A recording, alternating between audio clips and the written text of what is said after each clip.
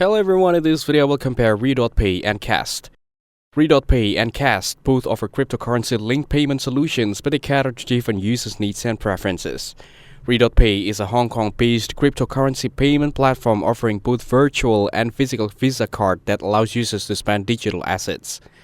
The platform supports seamless integration with Google Pay and Apple Pay, enabling users to make contactless payment directly from their smartphones. Additionally, RedotPay facilitates crypto to fiat conversions, allowing users to withdraw funds from ATMs globally. Users can apply for a RedotPay card through the mobile app, which requires identity verification and a one-time activation fee. RedotPay has also integrated with Arbitrum, a Layer 2 scaling solution for Ethereum, to enhance transaction speed and reduce costs within its ecosystem. While many users appreciate the convenience and global usability of RedotPay, some have reported issues such as delayed transactions, unresponsive customer support, and unexpected fees.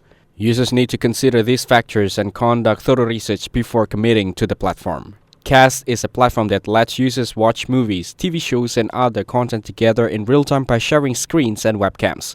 It supports up to 20 people sharing their screen or camera, with up to 100 additional viewers able to join a party.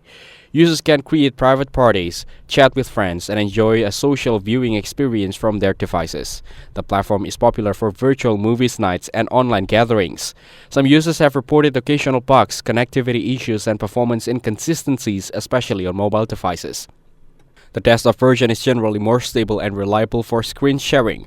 Overall, Kast is better for social, real-time shared viewing experiences, while RedotPay is focused on crypto payments and spending. Thanks for watching. Don't forget to like and subscribe for more videos like this.